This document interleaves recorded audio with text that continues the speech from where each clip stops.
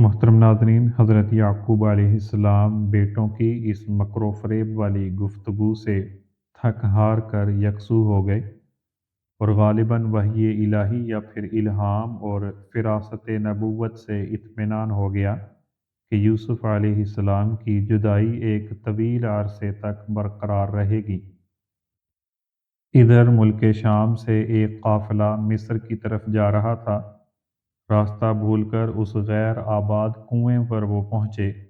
پانی کی ضرورت ویسے بھی سفر میں پیش آتی ہے، خاص طور پر جب کہ دور دور تک پانی کا نشان نہ ملتا ہو۔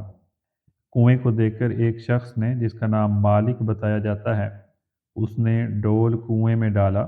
حضرت یوسف علیہ السلام نے خدائی قدرت کا مشاہدہ کیا، اس ڈول کی رسی پکڑ لی اور اوپر پہنچ گئے۔ اس کم سن حسین و جمیل لڑکے کو دیکھ کر وہ پکار اٹھا، یا بشرا ھذا غلام، اے بڑی خوشی کی بات ہے، یہ تو ایک بڑا اچھا لڑکا نکلا ہے۔ پہلے تو رسی پھینکنے والے نے تعجب سے پکارا تھا، مگر بعد میں اس کو خیال آیا کہ اس کا زیادہ چرچا کرنا مناسب نہیں، اس کو چھپا کر رکھا جائے اور پھر فروخت کر کے رقم وصول کر لی جائے۔ اصل میں قرآنی الفاظ وَأَسَرُّوهُ بِضَاعَةً یعنی اس کو چھپا لیا ایک مال تجارت سمجھ کر۔ ممکن ہے قافلہ کے چند لوگوں نے ایسا کیا ہو، یا پھر یہ بھی ممکن ہے کہ یوسف علیہ السلام کے بھائیوں نے حقیقت واقعہ کو چھپا کر یوسف علیہ السلام کو ایک مال تجارت بنا لیا ہو، جیسا کہ بعض روایت میں ہے کہ بڑا بھائی یہودا روزانہ یوسف علیہ السلام کو کنویں میں روٹی اور پانی خفیہ طور پر پہنچانے آیا کرتے تھے۔ تیسرے روز جب ان کو کنویں میں نہیں پایا تو واپس آ کر اپنے دوسرے بھائیوں سے یہ سارا واقعہ سنایا۔ یہ سب بھائی جب وہاں پہنچے اور تحقیق کرنے پر قافلہ والوں کے ہاں یوسف علیہ السلام برآمد ہوئے تو ان سے کہا کہ یہ لڑکا ہمارا غلام ہے، بھاگ کر یہاں آ گیا تھا، تم نے بہت برا کیا کہ اس کو اپنے قبضے میں رکھ لیا۔ تو اس رسی پھینکنے والے اور اس کے ساتھی سب سہم گئے کہ ہم چور سمجھے جائیں گے، اس لیے بھائیوں سے یوسف علیہ السلام کی خریداری پر بات چیت ہونے لگی۔ تو اب آیت کے یہ معنی ہوئے کہ برادران یوسف نے خود ہی یوسف علیہ السلام کو ایک مال تجارت بنا لیا اور فروخت کر دیا۔ واللہ علیم بما یعملون، یعنی اللہ تعالیٰ کو ان کی سب کارگزاریاں معلوم تھیں۔ اس کے بعد یوسف علیہ السلام کے بھائیوں نے یوسف علیہ السلام کو بیچ دیا، یا قافلے والوں نے یوسف علیہ السلام کی بہت تھوڑی سی قیمت میں خرید لیا۔ اس طرح حضرت یوسف علیہ السلام کو تاجروں کے قافلے نے خرید کر اپنا غلام بنا لیا، اور مال تجارت کے ساتھ ان کو بھی مصر لے گئے۔ سیدنا یوسف علیہ السلام کی زندگی کا یہ پہلو جو صورتاً غلامی کی شکل میں پیدا ہوا، لیکن اپنے اندر نبوت اور تخت و تاج کی عظمتیں پوشیدہ رکھتا ہے، یہی وہ پہلا زینہ تھا جس نے انہیں مصر کے تخت شاہی پر لا بٹھایا۔ حضرت یوسف علیہ السلام اپنی قسمت پر شاکر اور مصائب پر صابر اور اللہ کے فیصلے پر راضی ہوتے ہوئے مصر کے بازار میں فروخت ہونے جا رہے ہیں۔ علامہ ابن کثیر نے امام مجاہد سے ایک روایت نقل کی ہے کہ یوسف علیہ السلام کے بھائی کچھ دور قافلہ والوں کے ساتھ چلے اور ان لوگوں سے کہا کہ دیکھو، اس غلام کو بھاگ جانے کی عادت ہے، اس کو علیحدہ نہ چھوڑنا یہاں تک کہ آپ اس کو مصر میں لے کر پہنچ جاؤ۔ جب بھائیوں کو اس بات کا اطمینان ہو گیا کہ قافلہ مصر کے راستے پر چل پڑا تو اپنے گھر واپس ہو گئے۔ مصر پہنچ کر قافلہ والوں نے حضرت یوسف علیہ السلام کو بازار مصر میں فروخت کرنے کا اعلان کیا۔ تفسیر قرطبی میں مذکور ہے کہ لوگوں نے بڑھ بڑھ کر قیمتیں لگانا شروع کیں، یہاں تک کہ وزن یوسف علیہ السلام کے برابر سونا اور اسی کے برابر مشک اور ریشمی کپڑے قیمت لگ گئی۔ یہ دولت اللہ تعالیٰ نے عزیز مصر کے لیے مقدر کی تھی۔ مصری افواج کا ایک افسر جو کہ شاہی خاندان میں سے تھا، مصر کے بازار سے گزر رہا تھا۔ یوسف علیہ السلام پر نظر پڑی تو صورت اور شکل سے بے حد متاثر ہو گیا اور منہ بولی قیمت دے کر اپنے گھر لے آیا۔ اور اپنی بیوی سے کہا کہ دیکھو اس کو عزت سے رکھنا، یہ ہمارے لیے فائدہ مند ہے کہ ہم اس کو اپنے پاس رکھیں اور اس کو اپنا بیٹا بنا لیں۔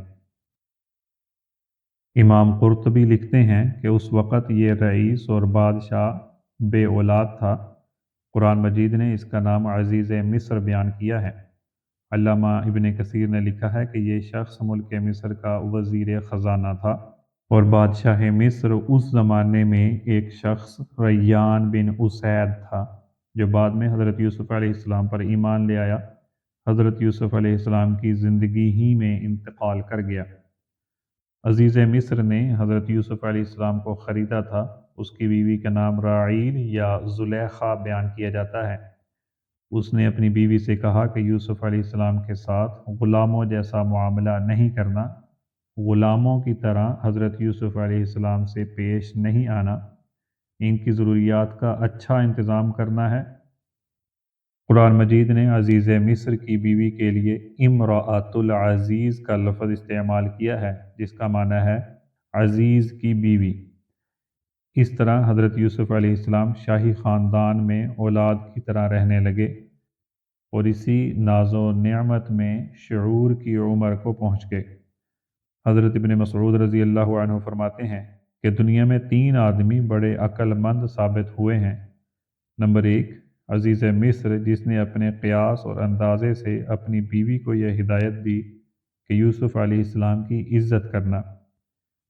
نمبر 2، حضرت شعیب علیہ السلام کی وہ صاحبزادی جس نے حضرت موسیٰ علیہ السلام کے بارے میں اپنے باپ کو مشورہ دیا کہ ابا جان ان کو ملازم رکھ لیجئے، اس لیے کہ بہترین ملازم وہ شخص ہے جو قوی ہو اور امانت دار بھی ہو۔ تیسرے نمبر پر حضرت ابوبکر صدیق رضی اللہ عنہ ہیں، جنہوں نے اپنی وفات سے پہلے حضرت عمر فاروق رضی اللہ عنہ کو خلافت کے لیے نامزد فرمایا تھا۔ محترم ناظرین، اب ذکر کرتے ہیں یوسف علیہ السلام کی کڑی اور سخت آزمائش کا۔ جوانی کی وہ کٹھن آزمائش شروع ہوئی جس میں صرف اور صرف خدا کی حفاظت سہارا بنتی ہے۔ حضرت یوسف علیہ السلام بلوغت کی عمر کو پہنچ گئے ہیں۔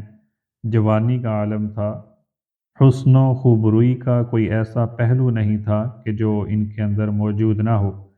عزیز مصر کی بیوی ان پر بری طرح فریفتہ ہو گئی۔ قرآن مجید نے اس حادثے کو اس طرح بیان کیا ہے: وَرَاوَدَتْهُ الَّتِي هُوَ فِي بَيْتِهَا۔ یہ سورہ یوسف کے اندر مذکور ہے، جس کا ترجمہ ہے اور پھسلایا یوسف علیہ السلام کو اس عورت نے جس کے گھر میں وہ رہتے تھے، اس کے نفس کے معاملے میں، اور دروازے بند کر دیے، اور کہنے لگی آ جاؤ، تم ہی سے میں کہہ رہی ہوں۔ تو اس وقت یہ حضرت یوسف علیہ السلام کے لیے سب سے بڑی آزمائش تھی۔ حضرت یوسف علیہ السلام اللہ تعالیٰ کے نبی تھے، اس ناپاکی اور فحش میں مبتلا نہیں ہو سکتے تھے، لیکن عورت بے قابو ہو کر جب کمرے کا دروازہ بند کر دے اور اصرار کرنے لگے تو یہ وقت ہر ایک کے لیے سخت آزمائش کا ہو جاتا ہے۔ حضرت یوسف علیہ السلام نے جب اپنے آپ کو چاروں طرف سے گھرا ہوا اور مغلوب پایا تو پیغمبرانہ انداز میں سب سے پہلے اللہ تعالیٰ کی پناہ مانگی۔ حضرت یوسف علیہ السلام فرماتے ہیں: معاذ اللہ، اللہ کی پناہ، یعنی اپنے عزم اور ارادہ پر بھروسہ نہیں۔ اس کے بعد حکمت اور نصیحت کے ساتھ زلیخا کو نصیحت کرنا شروع کیا کہ وہ بھی اللہ تعالیٰ سے ڈرے اور اپنے ارادے سے باز آ جائے۔ فرمایا: وہی میرا رب ہے، اس نے مجھے عزت کی جگہ دی ہے اور مجھے کہاں سے کہاں پہنچایا۔ ایسے محسن اور مربی کے حکم میں خیانت کروں اور اس کو کیا میں نظر انداز کر دوں؟ یقیناً ظلم کرنے والوں کو کبھی فلاح نصیب نہیں ہوگی۔ قرآن مجید میں اللہ تعالیٰ فرماتے ہیں: جب یوسف علیہ السلام اپنی جوانی کو پہنچے، ہم نے انہیں حکمت اور علم عطا فرمایا، اور ہم نیک لوگوں کو اسی طرح بدلہ دیا کرتے ہیں۔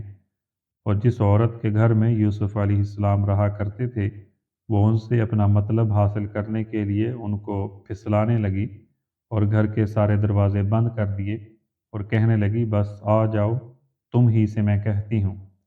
یوسف علیہ السلام نے کہا، اللہ بچائے، وہ میرا مربی ہے کہ مجھے اچھی طرح اس نے رکھا، ایسے حق فراموشوں کو کامیابی اور فلاح نہیں ملتی۔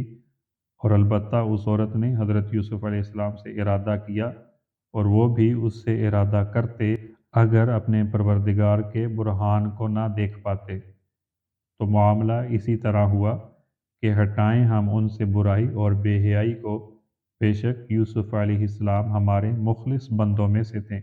محترم ناظرین، جیسا کہ آپ کو ابھی معلوم ہوا کہ عزیز مصر کی بیوی نے حضرت یوسف علیہ السلام کو شریک گناہ کرنے کی کوشش میں مشغول تھیں، اور حضرت یوسف علیہ السلام ان سے بچ رہے تھے کہ اللہ تعالیٰ نے اپنے پسندیدہ بندے کی مدد کے لیے بطور معجزہ کوئی چیز سامنے کر دی، جس سے ان کے دل کے سارے وسوسے دور ہو گئے۔ اللہ تعالیٰ کی اس برہان کا مشاہدہ کرتے ہی حضرت یوسف علیہ السلام وہاں سے بھاگ گئے اور باہر نکلنے کے لیے دروازے کی طرف دوڑے۔ عزیز مصر کی بیوی ان کو پکڑنے کے لیے پیچھے دوڑی، حضرت یوسف علیہ السلام کا کرتا پکڑ لیا، لیکن وہ اپنے عزم کے مطابق نہ رکے تو کرتا پیچھے سے پھٹ گیا اور وہ باہر نکل آئے۔ اسی کشمکش میں وہ بھی باہر نکل پڑی۔ جب دونوں باہر آئے تو دیکھا کہ عزیز مصر سامنے کھڑا ہے۔ زلیخا سہم گئی اور بات نبھانے کے لیے یوں الزام تراشا، اے میرے سرتاج، جو شخص آپ کی بیوی کے ساتھ برا ارادہ کرے، اس کی سزا اس کے علاوہ کیا ہو سکتی ہے کہ اس کو قید خانے میں ڈال دیا جائے یا اور کوئی سخت سزا دی جائے۔ حضرت یوسف علیہ السلام اپنی پیغمبرانہ شرافت اور عفو و درگزر کی بنا پر ممکن ہے اس کا یہ راز بد فاش نہ کرتے، مگر جب اسی نے پیش قدمی کر کے حضرت یوسف علیہ السلام پر ہی بدترین تہمت کا اشارہ کر دیا تو مجبور ہو کر انہوں نے حقیقت کا اظہار کر دیا، اے عزیز مصر، یہی مجھ سے اپنا مطلب نکالنے کے لیے پھسلا رہی تھی۔ معاملہ بڑا پرخطر اور نازک تھا۔ عزیز مصر کے لیے ان کے لیے فیصلہ کرنا بہت مشکل تھا کہ ان میں سے سچا کون ہے۔ شہادت اور ثبوت کا کوئی موقع نہیں تھا، مگر اللہ تعالیٰ کی دائمی سنت اپنے برگزیدہ بندوں کے بارے میں جاری رہی ہے کہ وہ جہاں اپنے نیک بندوں کو گناہ سے بچا لیتے ہیں، ایسے ہی ان کو اس دنیا کی رسوائی سے بھی بچانے کا انتظام معجزانہ انداز سے فراہم کر دیتے ہیں۔ عموماً ایسے موقعوں پر ایسے چھوٹے معصوم بچوں سے کام لیا گیا جو عادتاً شہادت دینا تو درکنار، بولنا بھی ان کے بس کی بات نہیں ہوتی، مگر بطور معجزہ ان کو گویائی عطا کر دی جاتی ہیں تاکہ اپنے مقبول بندوں کی براءت اور طہارت کا انتظام ہو جائے۔ جیسے حضرت مریم علیہ السلام پر جب لوگوں نے تہمت لگائی تو صرف ایک دن کے بچے حضرت عیسیٰ علیہ السلام کو اللہ تعالیٰ نے قوت گویائی عطا فرمائی، ان کی زبان سے اپنی والدہ کی پاکی ظاہر فرما دی۔ بنی اسرائیل کے ایک بزرگ جریج پر اسی طرح کی تہمت ایک بڑی سازش کے ساتھ باندھی گئی تو نوزائیدہ بچے نے ان کی براءت کے لیے شہادت دی اور گواہی دی۔ یہ واقعہ صحیح بخاری میں مذکور ہے۔ جب حضرت موسیٰ علیہ السلام پر فرعون کو شبہ ہوا جب کہ وہ صندوق سے برآمد ہوئے تھے، تو فرعون کی بیوی کی خادمہ کے شیر خوار بچے کو قوت گویائی عطا ہوئی، اس نے حضرت موسیٰ علیہ السلام کو بچپن میں فرعون سے بچایا۔ یہ بھی صحیح بخاری کے اندر حدیث مذکور ہے۔ اسی طرح حضرت یوسف علیہ السلام کے اس واقعے میں بھی حضرت عبداللہ ابن عباس اور حضرت ابو ہریرہ رضی اللہ عنہ کی روایت کے مطابق ایک شیر خوار بچے کو قوت گویائی عطا کی گئی، اور وہ بھی نہایت حکیمانہ انداز کی۔ یہ چھوٹا بچہ اس گھر کے گہوارے میں پڑا تھا۔ یہ کس کو گمان ہو سکتا تھا کہ وہ زلیخا کی اس نازیبا حرکت کو دیکھ رہا ہے اور سمجھ رہا ہے۔ اس نے عزیز مصر کے اس تذبذب کو اس طرح دور کر دیا اور اچانک یوں بولا، یوسف کے کرتے کو دیکھو، اگر وہ آگے سے پھٹا ہے تب تو زلیخا سچ کہہ رہی ہے اور یوسف جھوٹے ہیں، اور اگر قمیض پیچھے سے پھٹا ہے تو یوسف علیہ السلام سچے ہیں اور زلیخا جھوٹی ہے، کیونکہ جب وہ پیچھے سے پھٹتا ہے تو اس میں اس کے سوا کوئی دوسرا احتمال ہی نہیں کہ یوسف بھاگ رہے تھے اور زلیخا ان کو روکنا چاہتی تھی۔ اسی کشمکش میں کرتا پھٹ گیا۔ جب بتلائی ہوئی علامت کے مطابق کرتا دیکھا گیا کہ وہ پیچھے سے پھٹا ہوا ہے تو حضرت یوسف علیہ السلام کی براعت بالکل ظاہر ہو گئی۔